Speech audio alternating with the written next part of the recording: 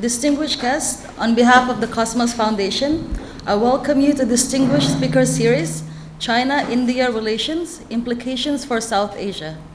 Today's program will be recorded and broadcast at a later date on our media partners channels, United News of Bangladesh.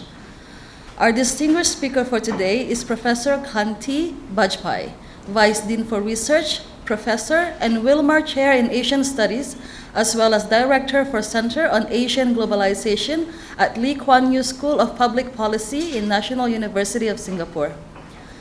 Professor Bajpai is an international affairs analyst and former headmaster of the Doon School in India. He also served as a professor in the Politics and International Relations of South Asia in Oxford University, Professor of International Politics at Jawaharlal Nehru University in New Delhi, India. He taught at the Maharaja Sayajirao University of Baroda and has held visiting appointments at Wesleyan University, University of Illinois, Rajiv Gandhi Foundation, John B. Kroc Institute for Peace, Notre Dame University, the Brookings Institution, and the Australian Defence Force Academy. He was also a Distinguished Fellow for Institute for Defense Studies and Analysis in New Delhi. Professor Bajpai is known to be an expert on Indo-China relations and have written, co-written, edited huge number of books and essays. He writes monthly column for the Times of India. We will now start our program with welcome remarks by Mr. Inayatullah Khan, Chairman of Cosmos Foundation, who will then hand it over to our Chair, Dr. Iftikhar Ahmed Chowdhury, to deliver his remarks. Thank you, and we very much look forward to the discussions today. I will now hand it over to Mr. Inayatullah Khan to commence our program. I deem it a great pleasure and honor for me to welcome all of you to yet another event of this Cosmos Dialogue. This is a series that is dedicated towards deepening our understanding of some key contemporary issues through debate and deliberations, and the propagation of ideas through publications. If there's one single person who can be described as an authority on the subject of China-India relations, it is Professor Kanti Bajpai.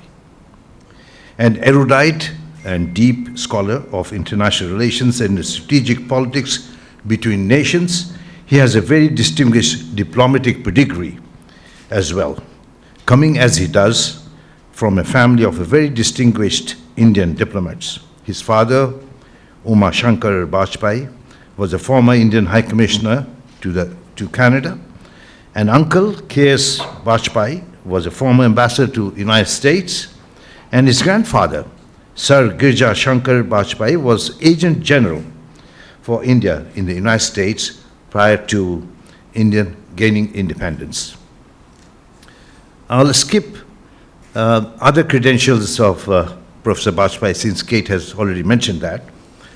And with his Indian roots and Asian heritage, Professor Bajpai's immersion in studies of global politics, and particularly his absorption of strategic analytics, imbibed from being inheritor of a highly distinguished diplomatic lineage, it is only natural that he should have chosen to delve deep into the innards of everything possible that goes into defining the nature of the relationship that now obtains between the two giant Asian neighbors, who are also the inheritors of two ancient civilizations. His books, dealing with the multidimensional facets of India-China relations, are too numerous to recount here, as it would eat up into a lot of otherwise our limited time that we have today. I would draw your attention only to one book, whose title perhaps encapsulates the nature of this seminally important relationship, China-India Relations, Conflict and Cooperation, published in 2015 by Routledge.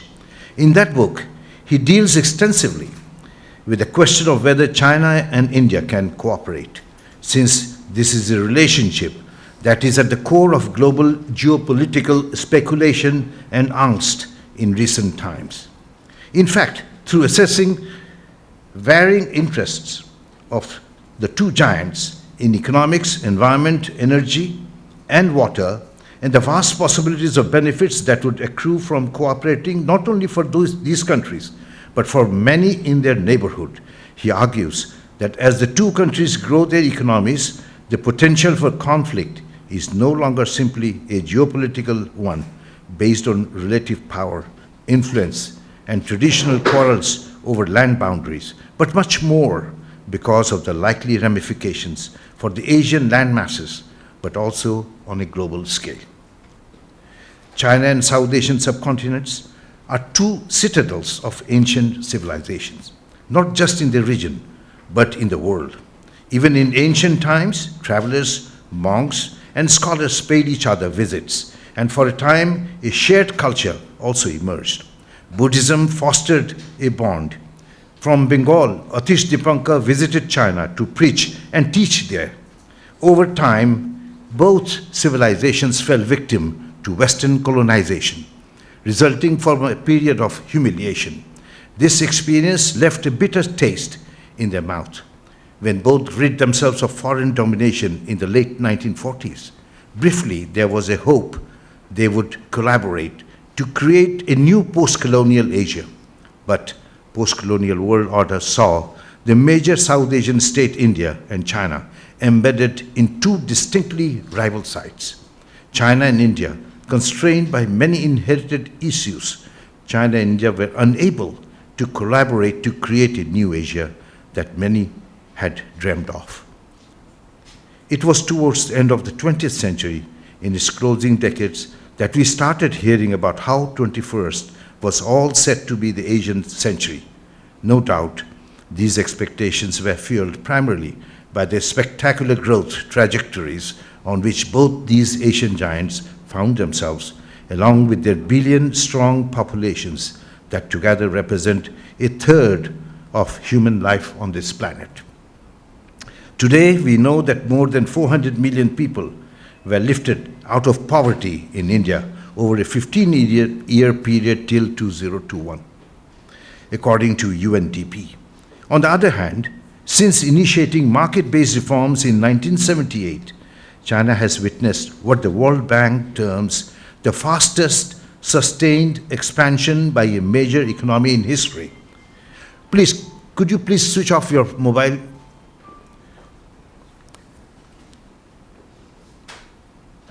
So the World Bank termed it as the fastest sustained expansion by a major economy in history that has been seen more than 850 million people lifted out of poverty. That means these two countries managed to transform the lives of over 1 billion human beings and transforming the course of human history in ways we don't completely even realize it. Undoubtedly, though, China has enjoyed the advantage of its head start thanks to the visionary leadership of Deng Xiaoping, who took the reins in Beijing in 1978, while India have to wait till 1991 for its own great opening up under the able guidance of a brilliant economist, Dr. Manmohan Singh, who had the support of his Prime Minister, Narasimha Rao.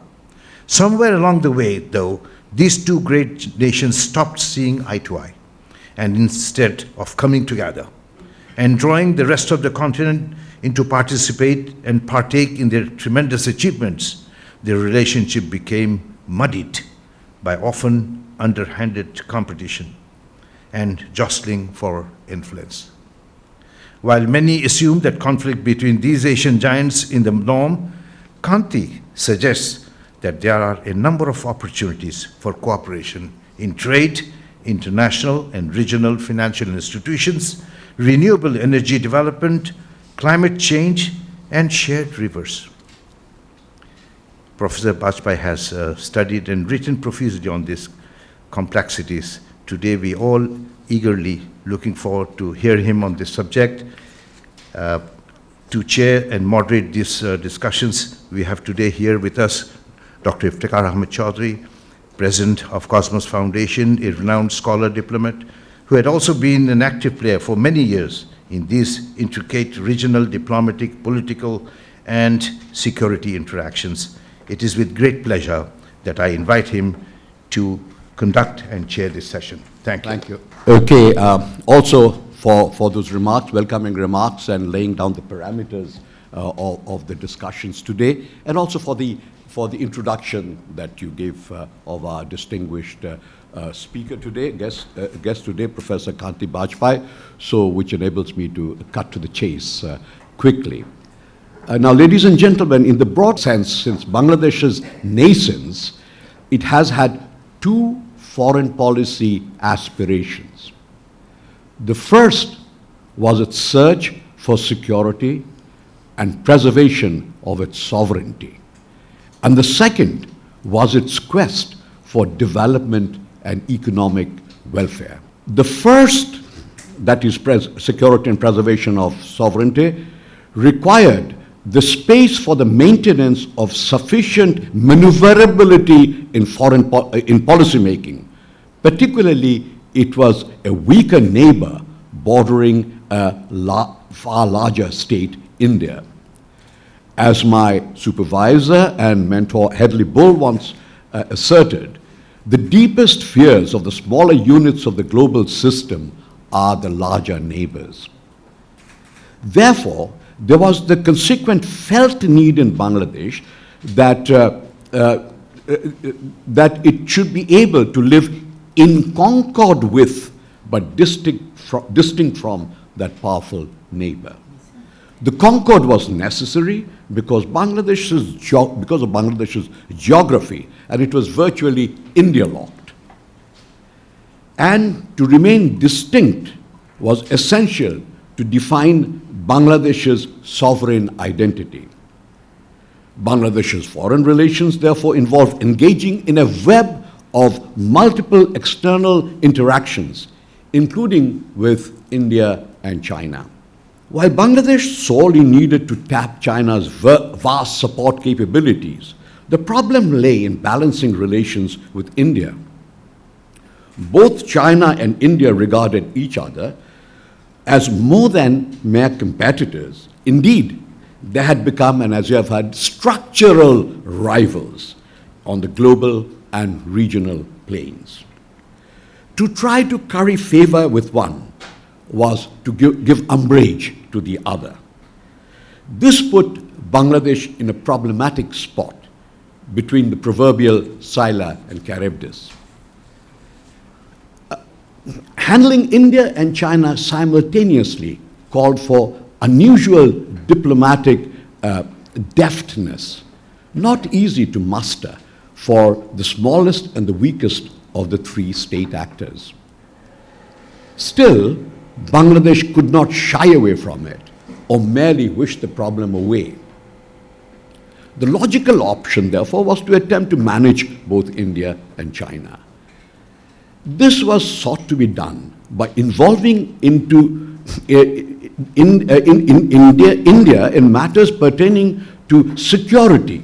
Now, this security is distinct from defense, where China remained the main source of procurement, and letting China rule the roost in terms of infrastructures and other investments. For instance, as in the Pyra project, the components were divided up between China and India. Happily, there seemed to be a tacit understanding in India and China to acquiesce in this dichotomized and shared role in Bangladesh. It is tempting to call this a model, but one must understand that these were unique circumstances, and the application of this model may not be possible in a wider and a different milieu. The reason for my remarks from the chair was not to try in any way to steal the thunder from the distinguished speaker's upcoming observations, but merely to make a contribution to this India-China-Bangladesh triangulation, if one can call it that, drawing upon my own long-term association with the issues involved. I thank you, and with these words, I shall now have pleasure in handing over the floor to you, Professor Bajpai. Well, thank you very much. Let me, first of all, thank Inayat and Iftikhar Ahmed Chaudhry, and indeed also Tariq Karim for making this trip to Bangladesh possible, and for wonderful conversations already in the few days that I've been here. Special thanks, of course, to Inayat for his extremely generous hospitality at all levels. I just come back from a wonderful trip to the Sundarbans, and Inayat was deeply involved in making that possible, and I thank him for that special treat. Just one disclaimer, I no longer write for the Times of India. I think my views on some issues in India were a little too liberal for the Times, and pun intended, the Times of India as well as the Times we're in, and so we parted as friends, but I no longer write for them. What I'm going to do is three things, really. You referred, Inayat, very kindly to the book where I emphasized cooperation between China and India. Things, unfortunately, have moved in a slightly different direction since then, as you noted, and as Iftikhar noted as well. And so I'm going to begin a little bit with what I think are the kind of roots of the differences between China and India and why they are competing. I think we have to look at those things with a cold eye. I'm very happy to see Chinese friends here, especially Lin Minwang, who I've known for several years and who contributed to a doorstop of a book called The Routledge Handbook of China-India Relations, which probably all of 8 people have actually read. It's only 700 pages, so I can't blame them. But very nice to see you again. And I'm saying Minwang just looks younger and younger every time I see him. I don't know how he's managed that, but very kind of Chinese friends to be here as well. So I'm going to begin with the differences. That's the first part of the talk. The second is going to bear on the issue of what's in the title that was given to me, which are the implications for South Asia. And I think there are 4, but of course competition, sadly, is one of them. And so I'm going to say something about competition, but also along the way about the possibilities of cooperation that you gestured towards, which are important, which might be recouped. And I'll also say something about the possible bridging role of Bangladesh as I develop those thoughts. And then finally, I'm going to talk a little bit about the response of South Asian states, the kind of menu of choices, as it were, that South Asian states have.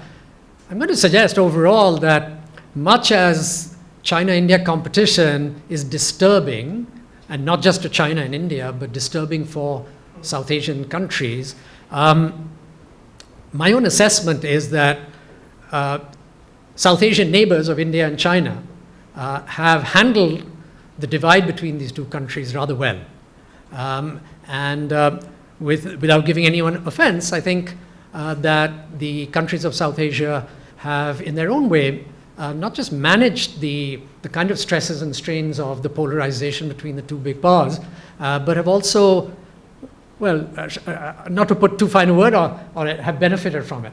And I think that's quite an important thing to say. There's agency amongst the South Asian neighbors of these two countries, and I think they've shown sophistication, and as my friend Kishore Mehbubani, who was here a few months ago, is prone to say, they've both shown cunning or shrewdness in managing the relationship between the two giants. So those are the 3 things I'm going to do. So very quickly, drawing on another book that I wrote on China-India, which has a bit of a in-your-face title. It's called India versus China, Why They Are Not Friends, and it was published 2 years ago by Juggernaut Press in India. By the way, that title was over my opposition. Once you give a book to publishers, it's no longer yours. And you have to develop a healthy kind of tolerance for them and their marketing techniques. They said that in airport stalls, it would work much better if it said India versus China. The book doesn't shy away from the conflictual aspects of the relationship, but I thought it was a bit too strident for my liking, but there you are. Speaking of agency, you give up your agency to your publisher very quickly, as some of you will have discovered. So first of all, in that book, what did I have to say about the roots of China-India differences, which have brought us to a point where I would say, they're in a kind of Cold War. Yeah, it's not a shooting war, although there was the episode of Galwan 2020. And I'm going to say something about the possibilities of a shooting war, but we're in a Cold War, a competitive, uneasy, and asymmetric Cold War, because, of course, China is far larger than India in comprehensive national power. I think we all know that China's GDP today is 5 times India's size. Yeah? These two countries were roughly equal in 1980, but today, nominal GDP-wise, China is 5 times India's size. So it's an asymmetric Cold War, which has some implications that I'll try and draw out. But if you allow me to use a little mnemonic to describe the roots of the problem, I'll describe them in terms of 4 Ps. The first are perceptions or images that the two societies have of each other. I think we're very quick, especially in India, to boil everything down to the border quarrel with China, but there are other issues that make this relationship very complex. And the first one is, I think, perception. So one can draw out over the long history of China-India relations, the problem of perceptions. And very broadly, the book says that China and India went from in the ancient period, a period of mutual respect to a period, sadly, in modern times, of mutual disdain. There are negative images on both sides. If you look at social media, for instance, you'll see, sadly again, unfortunately, very demeaning images of each other in the commentary there. Racist imagery on both sides, trivialization of issues, caricatures of each other's societies. And I think this is a bedrock of the relationship in the modern period that would be unwise to ignore. It's difficult to handle, but it's one of the problems that the two countries find themselves dealing with. And if you look at recent public opinion surveys, particularly on the Indian side, and some survey material on the Chinese side, you can see that the negative imagery persists to a very large extent. The second P is what I call perimeters, just to stick with the Ps, and this refers to the border problem and the problem of Tibet. Because the problem of the border is the problem of Tibet, since Tibet is the part of China that adjoins India. Yeah? And so I think those two are entwined.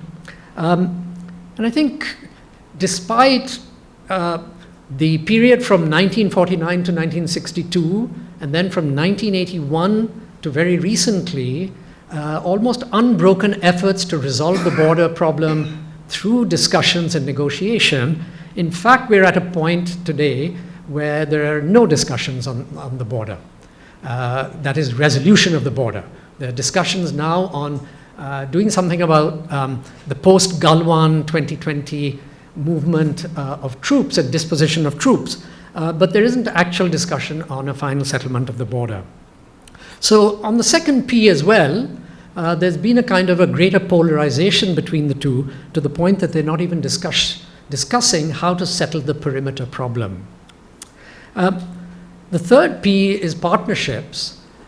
If you look at the way that China and India interacted with two other great strategic partners that they both had, that is the United States and the Soviet Union, and then later Russia, what is most striking from 1949 to the present time is that China and India have been partners with both those other superpowers, but they have never been partners together strategically against either of those superpowers or indeed against anyone else. There was a brief time, you might say historically, where China and India were on the same side strategically, and that was during the Second World War. From 1937, when the Japanese invade China, through to the end of the Second World War, when British India, of course, was a staging area to help China with supplies and so on and so forth in the fight against Japan at a crucial juncture. But apart from that, the two have never been on the same side. China has been on the same side as the Americans and the Soviet Union and Russia, India likewise. But they have never been together against a common enemy. And what that means is that their two strategic elites, including their military high commands, their high-level politicians, strategists, and so on, in fact, have never known each other as well as they've known the other partners. With the difficulties of the United States with China and of the United States with Russia, And with India becoming closer to the United States since 2001 and culminating in things like the free and open Indo-Pacific, the Quad, and so on, in fact, this polarization has increased. So India increasingly seems to be regarded as a sort of quasi-ally of the United States. And in India, there's a view that China is on the other side, and Russia increasingly is a friend and partner there.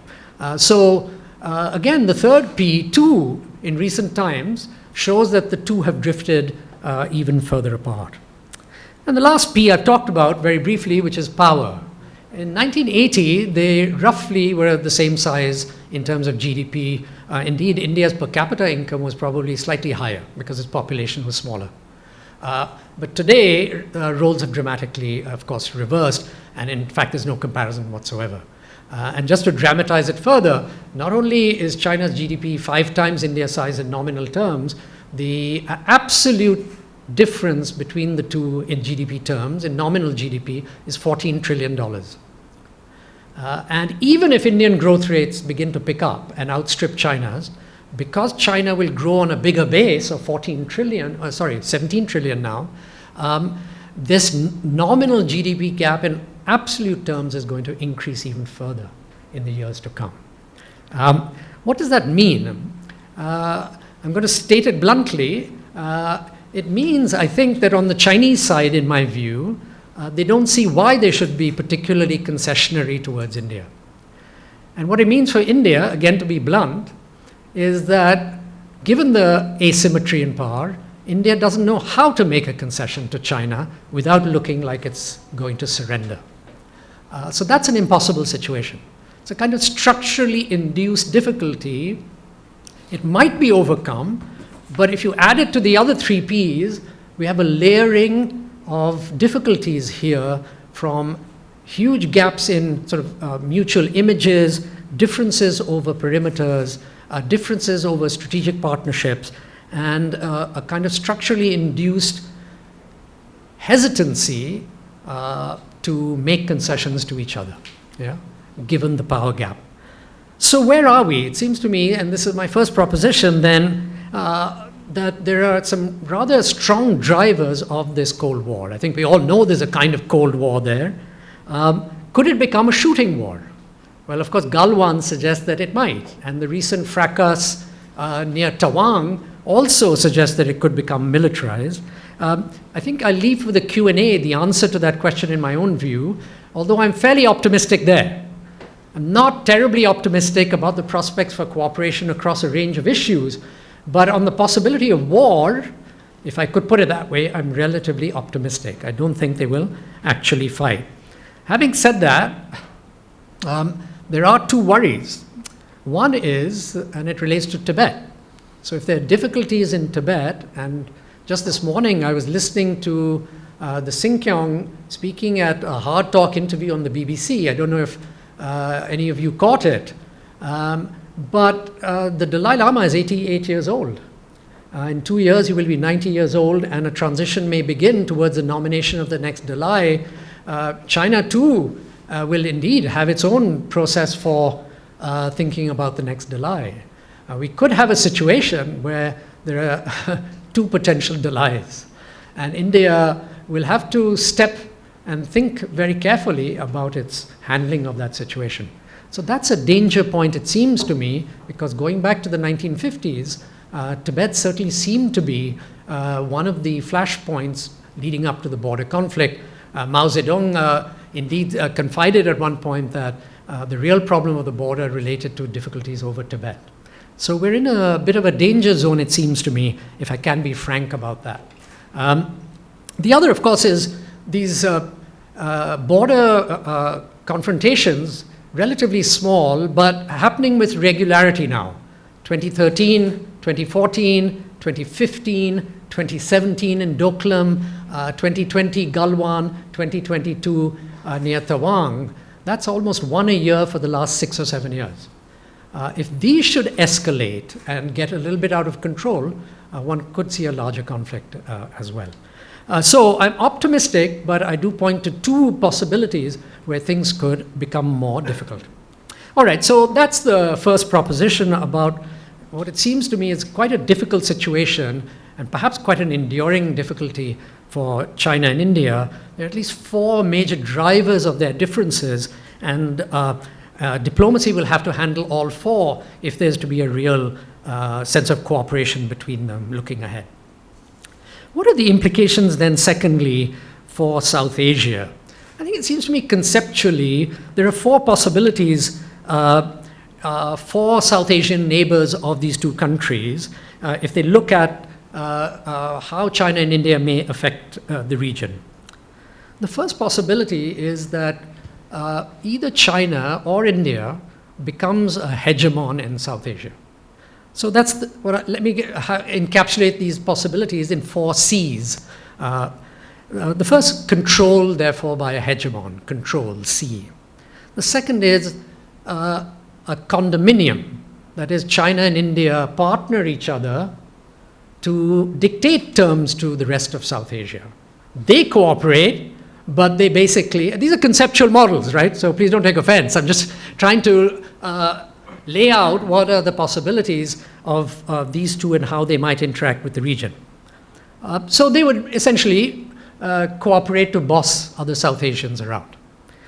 The third is a concert. This is where it's a different kind of condominium, perhaps more than a condominium. They would collaborate amongst themselves, but also with the South Asian states to deal with a number of pressing matters in the region. I'll come to that in a few minutes. And the 4th C is competition, which is where we are. Yeah.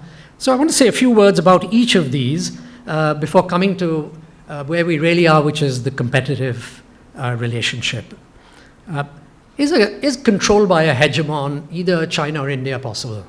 I think it's fair to say that India was probably dominant in South Asia until about the early 2000s. But I think it's fairly common knowledge that since Xi Jinping came to power, China is a much bigger player in South Asia than it was before. I mean, I'm skipping over all kinds of times and moments and so on. For sure, China's always been a player in South Asia, but I don't think its involvement, its influence has ever been as high as has been since about 2012, perhaps a little earlier than that. So China could be dominant. As it pulls away and becomes even more powerful, it could take over a kind of larger role. Is that a possibility? I think that might be a possibility, but I think 2 things balance India's ability to maintain some kind of influence as well, and that is basically geography and culture. So India is contiguous with all the countries in a way that China is not. And I suppose one might say that as much as culture is a problematic area in India's relationship with all its neighbors, it's also a coming together. Culture does transcend the differences and I think connects India to its neighbors, often positively, of course, sometimes negatively. So I think that what India has is contiguity, geographic location, and culture on its side, very crudely put, and China has great economic and more historical ties as well in the region. Short conclusion, no prospect that either will be an outright hegemon in South Asia. And I suppose that is very good news for all the other South Asian countries. So if South Asian countries are worrying that there will be one hegemon or the other, my own sense is that China and India will succeed in balancing each other off and leave a space, quite a good space, I think, for the other countries. What about a condominium? Is it possible that at some point China and India, they may not come to be great friends, but they may decide that South Asia is actually best dealt with by coming together to at least boss South Asians around and take charge of the region and perhaps even divide the region amongst themselves into spheres of influence. Again, these are conceptual kind of arguments I'm making. One might say, if one is looking for evidence of this, you could say that Pakistan kind of falls into China's sphere of influence, with a tacit understanding in New Delhi that that's the way life is. India is not going to be able to exert much influence in Pakistan, and that really China has much greater influence there. Could one say, I don't want to be offensive, but that Bhutan and Nepal have been in a kind of Indian sphere of influence, and that Beijing, with some exceptions, has kind of accepted that India will have a disproportionate amount of influence in those two countries. That's a kind of condominium and a sort of spheres of influence agreement between the two, which leaves some states, outside those two spheres of influence, also by tacit agreement. That Bangladesh, Sri Lanka, the Maldives, they don't fall into either camp clearly. But it seems to me that for all the reasons I spoke about earlier, the idea that China and India would really agree that they would jointly run South Asia seems very far away, given that they can scarcely cooperate. The third possibility is a concert. Can India and China cooperate with the regional states? One thinks of the classical concert of powers in Europe from, let's say, 1815 onwards, where the big powers worked with the smaller countries of Europe. And our friend Henry Kissinger, who's a great votary of concerts, has spoken about the kind of tacit and more formal understandings between big powers in league with smaller powers about appropriate behaviors, about red lines in contemporary parlance, red lines that nobody would cross, understandings about the internal politics of countries as well, what would be acceptable and legitimate and what would not. So could China and India, in league with the other South Asian states, from Pakistan at one end, the two Himalayan kingdoms, Bangladesh, and the two maritime countries of Sri Lanka and the Maldives, could they evolve an understanding that it's possible, at least, despite China and India's rivalry, to work on some things together? What would they work on? The environment, I think that's an obvious one. Himalayan ecology, and even Himalayan economy, border trade, and so on and so forth, is one area where China, India, and particularly Nepal and Bhutan might work together. Hydrology, the rivers, I think we all know that all the major river systems of South Asia debouche from Tibet into India and Pakistan and into the northeastern quadrant of South Asia and, of course, into Bangladesh, importantly. So cooperation over river waters is one where there might be a concert as well. The third area, it seems to me, obviously, is development. And I think both you and I and Iftikhar referred to developments in infrastructure, energy, disaster management. These are areas where China and India have huge capacities given their expertise, the size of their economy, and so on and so forth. And they could work with South Asian partners to, and indeed are, in their own different way, but they might combine to do this. So what are the vehicles for cooperation between China and India? I think very quickly, I won't go through all of them, but I made a list, and there are two sets of trilaterals or sub-regionals and multilaterals that China and India share with the other South Asian countries. In some cases, China and India are both members, and those might be forums where this concerted developmental, infrastructural, hydrological, environmental cooperation might take place. I'll just tick them off very quickly. The following are where China and India are both members along with other South Asian countries, and Bangladesh is in all of them pretty much.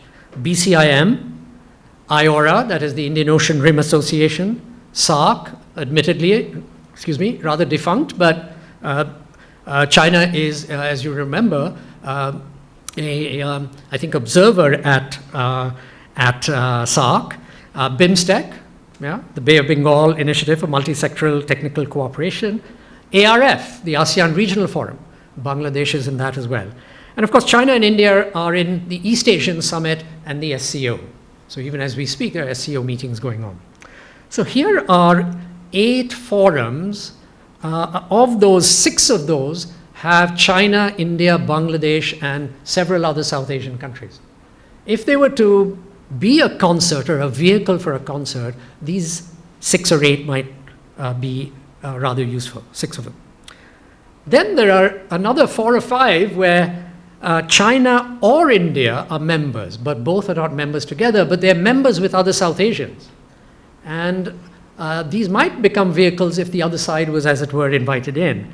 So there's a grouping called SASEC, the South Asian Regional Economic Cooperation, that brings together Bangladesh, Bhutan, India, Maldives, Myanmar, Nepal, and Sri Lanka. There's BBIN, which you'll all know here, that is Bangladesh, Bhutan, India, and Nepal. It doesn't have China in it. Then there's the China South Asia Emergency Supplies Reserve and Poverty Alleviation and Cooperation Development Center, very long. This has Bhutan, excludes Bhutan, India, and the Maldives, and is really pushed by China with a number of other countries. Here are 10 organizations roughly. Sadly, none of them has brought about China-India cooperation with all the other South Asian countries in concert. So I guess what I'm saying is there are all these vehicles for concertation to make concerts, but none of them have really worked out. Apropos Bangladesh, of the 10 organizations I met, Bangladesh is in 8 of them, by the way. So if you do think that Bangladesh has a bridging role, it is a member of 8 out of the 10 of these organizations and might be a place where Bangladesh could serve as a bridge. Okay, let me then move on to competition, which is the 4th C. I think I've said some things here already. I was going to say something about China's and India's interests, which drive them apart in South Asia, but maybe I'll leave that to Q&A. Probably said enough on the competitive front. But just very broadly, I would say that China and India have strategic interests in the region. They have a sense that they want to promote a certain view of regional order that makes them think about South Asia in rather different ways. And I think China and India also look at South Asia from the perspective of kind of denying or enhancing their standing, their ability to kind of bring partners in this region together against the other. And so South Asia features as a kind of the possibility of building coalitions that would harm the interests of the other side. But we could come back to that discussion. What are the possibilities, and this is my third and last point, about the responses of South Asian states in this competitive environment, the 4th C? It seems to me conceptually, South Asians have 4 options in dealing with China-India competition. The first is what I call balance. So they might go and ally with a third power, which is very important, that could give them room for maneuver against both China and India and help them diffuse the competition, or at least change the dynamics of the competition. Is there such a power? Well, there is the United States. That is the power that South Asian states might turn to complicate or to deflect or change the dynamics of this bipolar competition between China and the United States. I think the trouble here is that although Bangladesh and Sri Lanka to some extent have turned to the United States to try and move away from, the kind of pincer movement in China and India, there are limitations there. And maybe the biggest limitation is that Washington itself is not terribly interested in South Asia. I think we think that the Americans are enormously invested in South Asia. My own reading is that that's not the case. So I think that the idea that the Americans could, change the dynamics of this relationship between China and India, and that the smaller countries could bring in the Americans to try and improve their options vis-a-vis both China and India, that this may not be a very good possibility. The second is that South Asian states could choose to bandwagon. That is, they could choose either China or India as their closest security partner. And I suppose one might say that Pakistan has bandwagoned with China over a long period of time, and you could say Bhutan has bandwagoned with India. It's kind of outsourced part of its security to India, and Pakistan hasn't quite done that to China, but it is a very close partner of China, and one might say it has bandwagoned there. But The third possibility is hedging, and I think the rest of South Asia has chosen, like Southeast Asia, the region I come from, in hedging. So what is hedging? Nobody quite knows, or it's a term that's used a lot, but essentially it's described as trying to do two quite different things at the same time.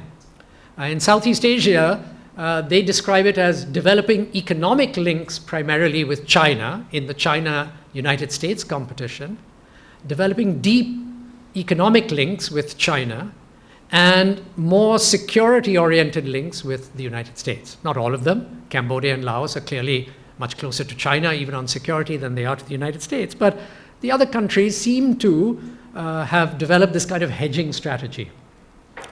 I think if you look at Bangladesh, Nepal, Sri Lanka, and the Maldives, it seems to me they've done a Southeast Asia, which is they have hedged.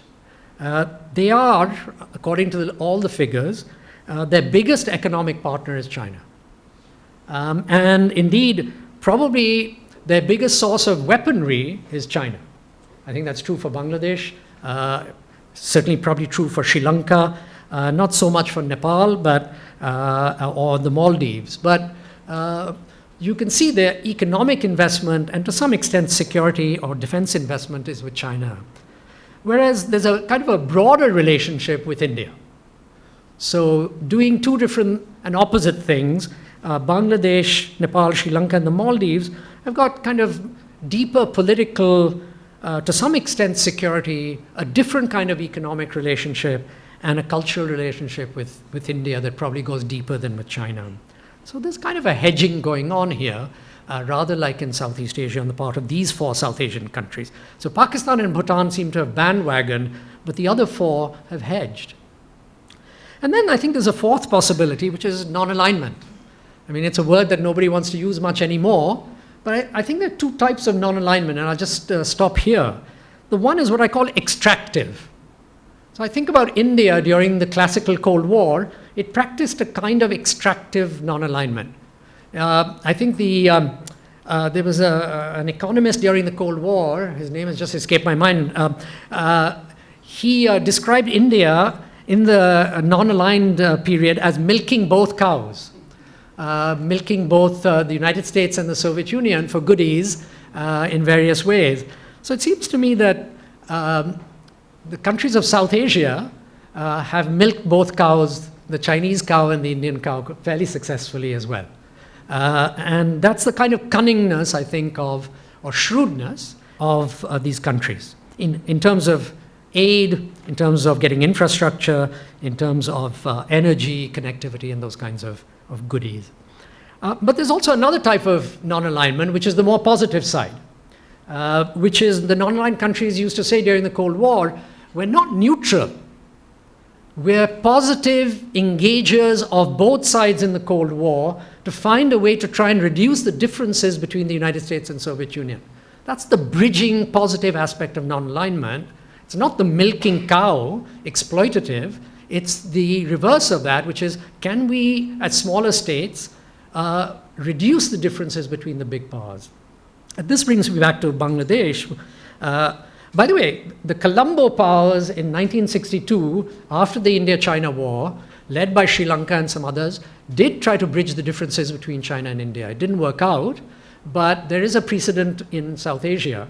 And it seems to me, again, that Bangladesh, if anyone can perform the bridging role, it's Bangladesh. And I say this not just because you very kindly invited me here, but because of probably two or three things. Bangladesh is the biggest neighbor of China and India, apart from Pakistan. So it brings a kind of sort of international heft or standing. It has a kind of diplomatic capacity through its foreign service, its think tanks, and so on, that could conceptualize what bridging might be in a way that the smaller countries may not be quite able to do. I think also, I mean, it's the diplomatic links it has to both China and India, and they're probably the strongest amongst all the countries of South Asia. The kind of positive equidistance that Bangladesh has between China and India that probably no other country in this region can match. And by the way, it also has fairly good relations with the United States. Despite some difficulties here and there. And so I think it's very well placed to engage all three big powers, because anything to do with China and India has the shadow of the United States over it as well. And so I think Bangladesh is rather well placed to engage all three in a bridging kind of role. And as I said, it's part of 8 of 10 organizations that have China and India in them together. So I've spoken too long, longer than I thought, but let me just conclude. It seems to me that South Asia is handling the China-India relationship in a balanced and, dare I say it, profitable way. There's a kind of sensible, reasonable position, and South Asians outside of India are not panicked by the difficulties between China and India. And I think this is good news for China and India, that these countries are not going to be easily swayed or panicked into making decisions tilting too far one way or tilting too far the other way, give or take 1 or 2 instances.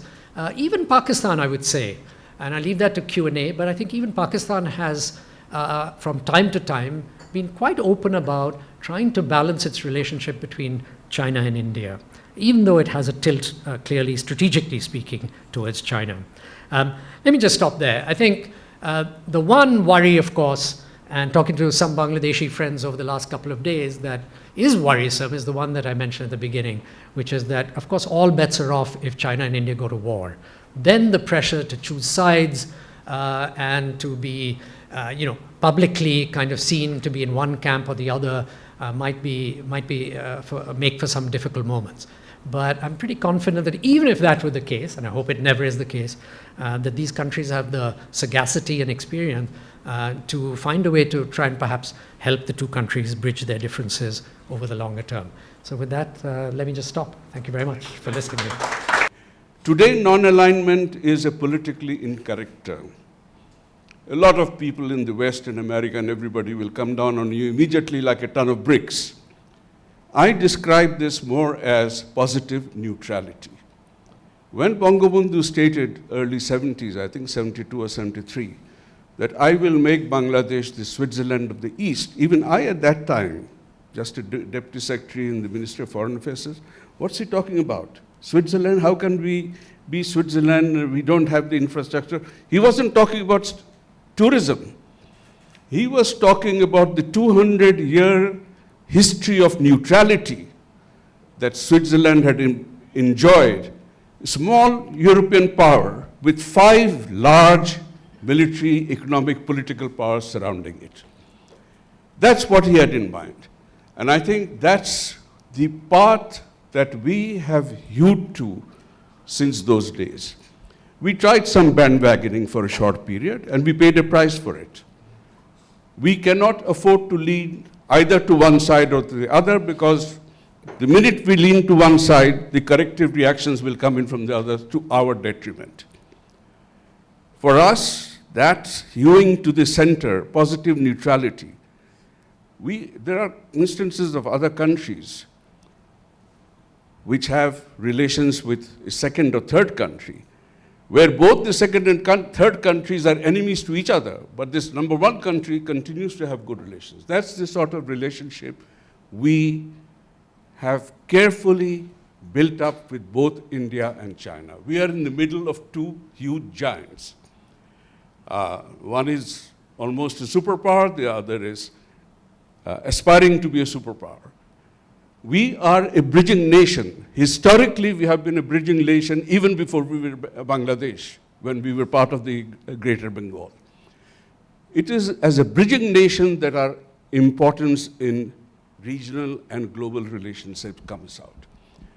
And so we are no longer the insignificant basket case of the 70s. We are no longer an insignificant power. We are an emerging middle power. Number one, we are conscious of that. We have attained a degree of self-confidence in ourselves. We will do everything to build on that. We do not want India and China fighting. All the consequences that Kanti has laid out are very genuinely nightmarish. I personally hope they will not. I look back to the time, we're very close, late 80s, early 90s, when I thought we were about to come together. When for the first time China says, we can solve our problems with India on the basis of mutual understanding, which was always there, and mutual accommodation. I immediately sat up. Said, you have added something, 2 words here. What do you mean? And at that time, it could have happened if India has seized it. Basically, they said, we keep the western sector over which you can't do anything, and you take over the eastern sector over which we cannot do anything. Today, will China do that? I hope statesmanship will prevail. But as Kanti said, China is sitting up there. Why should it concede? And conversely, on the Indian side, they feel, okay, I'm at the receiving end, why should I give anything? This is a matter of psychology. Will they actually come to war? I still think no. At least the pragmatic side says no. Because each India and China rank with each other among the top 3 in terms of trade and investment. If you have so much interaction and interwove with each other, you're not going to go to war which will hurt both your peoples. But yes, there will be constant shadow fight.